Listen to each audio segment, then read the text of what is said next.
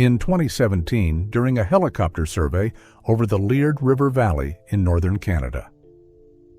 Biologists counted nearly 1,000 wild wood bison roaming the landscape. That result, honestly, shouldn't have ever existed, just 37 years prior. It all started with exactly 28 individuals brought to a land that had been completely empty of this species for over a century. But just months after they were released, the entire herd vanished from the radar. What actually happened to those 28 bison? And why is their story now considered one of the most jaw-dropping comeback stories in Canadian conservation history? Part 1. A species that once ruled the North. Long before roads, mining camps, or towns ever popped up in northern Canada, wood bison were one of the largest mammals to absolutely dominate this landscape. They thrived in natural meadows mixed with open woodlands, stretching all the way from Alberta and British Columbia up into the Northwest Territories and the Yukon. Unlike their plains bison cousins out on the wide-open prairies, wood bison are taller, sporting massive shoulders and an incredibly thick coat built to handle brutal winters that drag on for months. A full-grown bull can tip the scales at nearly a ton, packing enough muscle to plow through deep snow just to get to the buried grasses and sedges underneath. For thousands of years, they had virtually no rivals aside from wolves and bears, making them an indispensable part of the northern ecosystem. But the true value of wood bison goes way beyond their massive size. Every single day, these herds would constantly move through meadows and wetlands, grazing down the old, overgrown vegetation to make way for highly nutritious new shoots. Their incredibly heavy hooves would churn up the hard-packed dirt, essentially tilling the soil and making it easier for seeds to take root every spring. The trails carved out by the herds also became natural highways for a ton of other wildlife, from moose to black bears. Even their dung was a crucial nutrient source for countless insects, microbes, and plant life. You could basically say that wherever the bison went, life followed right behind them. The presence of wood bison practically set the rhythm for the entire northern wilderness. In the winter, when they used their massive heads and shoulders to bust through the deep snow looking for grass, they unintentionally uncovered food sources for a bunch of smaller ground-foraging animals like hares, foxes, and birds.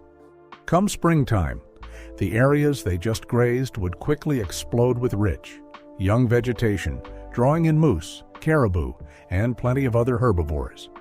Because of this, ecologists often look at wood bison as a keystone species of the North, if their numbers ever took a serious dive.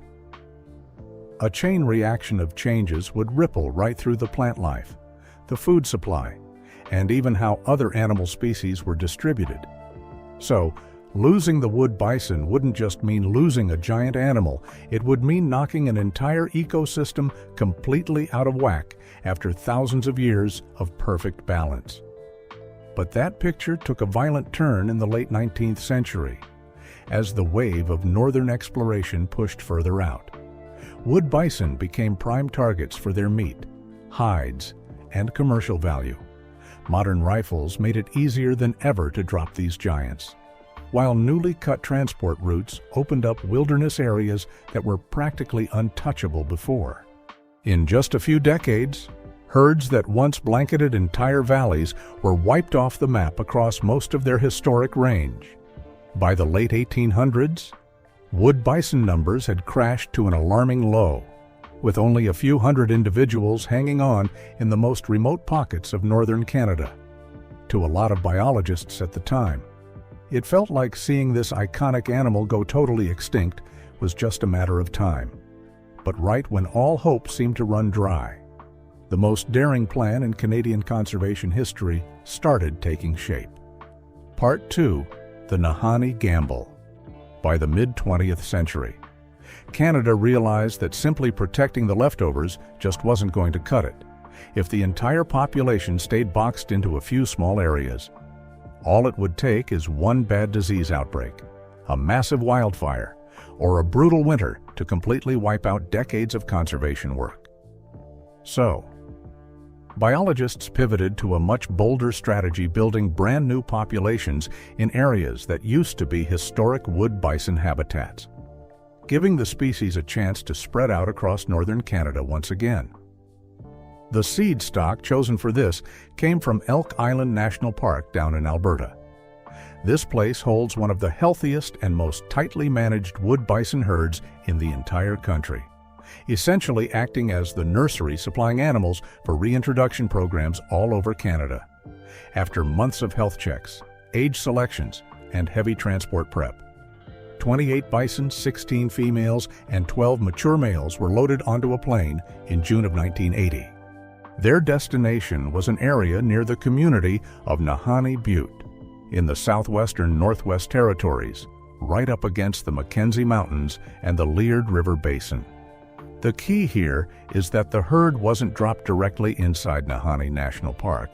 They were released into the neighboring wilderness, a vast stretch of meadows, open woods, and swamps that used to be their natural stomping ground before they vanished over a century ago. The area was practically unpopulated, had very low hunting pressure, and still packed enough food to sustain a new herd, even with all that careful planning. Absolutely nobody could guarantee this would actually work. Wood bison have a massive home range, and a herd can easily cover dozens of miles in just a few days looking for food or bailing out of an area they don't feel safe in. After being dumped into a completely alien environment following a stressful trip, there was a real chance they'd just bolt from the drop zone, splinter off into tiny groups, or blindly migrate to places nobody ever planned for. That meant if the herd got too spread out, or if they couldn't find a mate during that crucial first breeding season, the entire reintroduction program was at risk of tanking right out of the gate. For the conservationists, this wasn't just a simple matter of moving 28 animals from point A to point B. They were betting the house on the idea that a brand new population could adapt, breed, and survive entirely on its own without humans holding their hands in the future. If it worked, Nahanni would become one of the ultimate proofs that wood bison still had a shot at taking back the lands that lost them hundreds of years ago. But just months after the plane doors closed and the herd melted into the wilderness, things rapidly took a turn that literally no expert saw coming. Part 3. The herd vanishes. For the first few days after the release, everything seemed to be going exactly by the book. The herd quickly moved off the drop site to scope out their new environment, a totally normal reaction for wild animals that just went through a long-haul transport. Biologists figured it would only take a little time for them to stake out their territory, form a solid herd, and settle into their new home. But when the first aerial surveys kicked off in late summer 1980, the results left the entire research team with a massive knot in their stomachs. Planes flew grid after grid over the valleys, open woods, and meadows where the bison were supposed to be hanging out. But the herd had practically vanished from the Nahanni Butte area.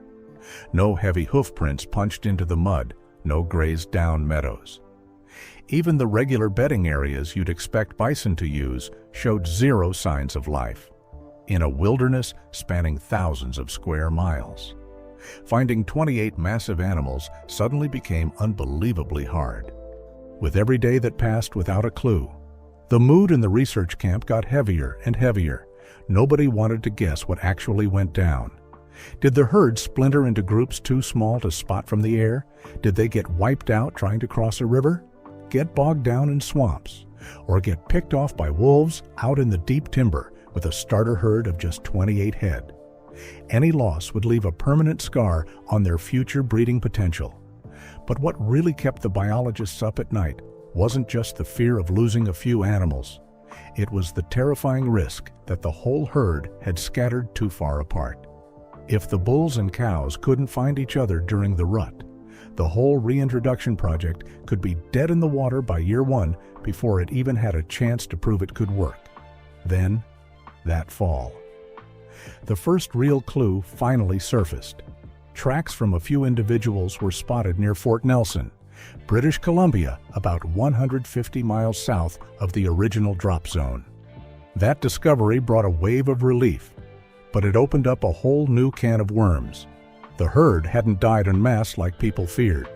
Instead, they had deliberately bailed on the site humans picked for them and kicked off a massive migration driven purely by instinct. Nobody knew how much further they'd go, and nobody could guess if those breakaway bison would ever turn back. By 1981, the situation was looking downright grim. Head counts were only showing about 14 animals left in the Nahanni area, literally half of what they started with. Some had died from accidents or natural causes, while others just kept scattering in every direction, in under a year. The reintroduction program that was supposed to unlock a new future for wood bison was staring down the barrel of becoming a massively expensive failure. For a lot of experts, the question wasn't even whether the herd would grow anymore. It was whether those last 14 stragglers had enough gas in the tank to survive the brutal northern Canadian winters for a few more years. Part 4, Tracks in the Snow and the First Ray of Hope. After the initial gut punch, conservationists had to swallow a hard truth: they had zero control over where this herd was going. Instead of trying to force them back to the drop zone, they pivoted to just tracking whatever clues popped up across the massive Liard River basin.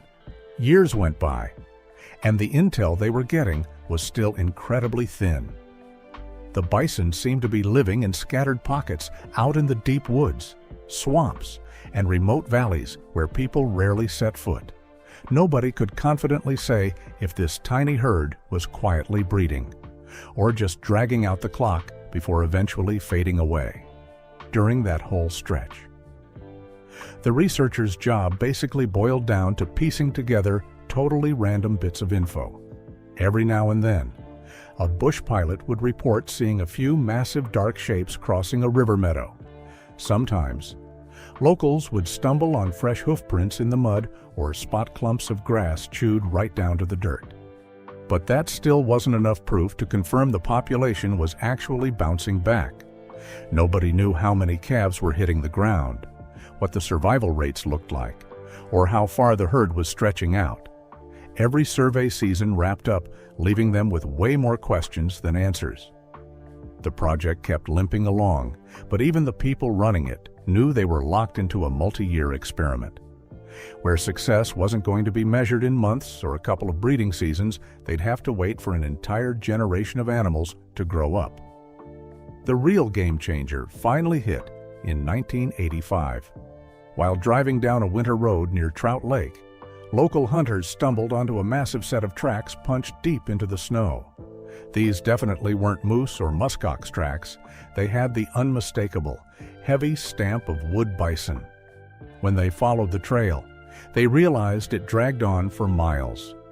Proving this wasn't just a couple of lucky survivors, an entire group of bison was actively moving and foraging through the area. For the biologists, this was the biggest green light they'd seen since the initial drop in 1980. The bison weren't just surviving, they were starting to expand their home range exactly the way a wild herd is wired to do. It meant the program hadn't bombed out, like so many people had feared. Realizing the window was still wide open, the Canadian government decided to double down and reinforce the herd. In 1989, 12 more animals were flown in from Elk Island to back up the Nahanni group, nearly a decade later. In 1998, another 59 bison were cut loose north of Fort Liard to boost the population size and push their borders even further. This wasn't just a short-term trial anymore. It had morphed into a multi-decade conservation crusade. And this time, nature started paying back that human patience with results that very few people ever saw coming. Part 5. From 28 to nearly 1,000 head. Nearly 2 decades of stubborn persistence finally started paying off in a major way. After the booster shots of new animals in '89 and '98, the Nahanni herd wasn't just scraping by on survival mode anymore. They started breeding consistently, breaking off into smaller subherds, and steadily claiming more territory all along the Liard River basin. Instead of pacing around the original drop zone, the bison were free roaming through the open timber, wetlands, and massive meadows, completely ignoring the borders between the Northwest Territories, British Columbia, and the Yukon. It was this exact ability to adapt to a brutal wilderness that let them systematically take back the lands their ancestors had ruled hundreds of years ago. To keep tabs on how the herd was doing, wildlife agencies started running regular helicopter surveys. From the air, researchers would sweep the massive valleys, logging every group of bison they spotted grazing in the meadows and along the riverbanks. The numbers coming back were getting better and better. A 2004 survey put the herd at roughly 400 head 7 years later. It was holding strong at over 430, proving the herd wasn't just growing, it had a solid enough population structure to keep expanding naturally. But what really got the scientists hyped wasn't just the skyrocketing head count. The bigger deal was how the population was operating. Surveys showed the bison were no longer just clumping together in one giant group like they did right after the release. They were splintering into several smaller herds with their own distinct home ranges. This totally lowered the risk of the whole population getting wiped out by a single wildcard event, like a forest fire, a disease outbreak, or a nasty flood. On top of that, since the herds were constantly on the move and occasionally crossing paths while expanding, it allowed them to swap genetics between the groups. That right there is the absolute bedrock for keeping a wild population healthy in the long run, after tracking them for years. Biologists finally started believing that the Nahanni herd was no longer just a conservation science project. They had officially become a working part of the northern ecosystem once again. The absolute peak of this comeback hit in 2017, after weeks of sweeping surveys. Biologists estimated the Nahanni herd was sitting at around 960 animals. From just 28 head dropped off in the summer of '80, the herd had multiplied nearly 35 times over in under 4 decades. It easily went down as one of the most successful wood bison reintroductions in Canadian history. But more importantly, that win didn't come from humans constantly micromanaging the situation. It came from giving the animals enough space to just be wild. After years of roaming free, foraging, breeding, and adapting, the herd proved that sometimes what nature needs most isn't heavy-handed control, it just needs a real shot at starting over. Part 6. Victory is never forever. If the story just wrapped up right there in 2017, it would probably be the perfect Hollywood ending for wildlife conservation. In just 37 years, starting from 28 animals, the Nahanni herd blew up to around 960 head, cementing itself as one of the largest and healthiest wood bison populations in Canada. But nature doesn't do straight lines up. No wild population grows forever, and the Nahanni bison are absolutely no exception. When the next round of surveys rolled through in 2021, the numbers caught a lot of people totally off guard. The herd estimate dropped to about 544 animals, slashed by nearly half compared to 4 years prior. If you're just looking at the raw data on paper, plenty of people might assume the whole reintroduction program was crashing and burning, but ecologists looked at it from a completely different angle. Out in the wild, boom and bust cycles are just the name of the game. When animal numbers spike, the strain on the food supply shoots up right with them.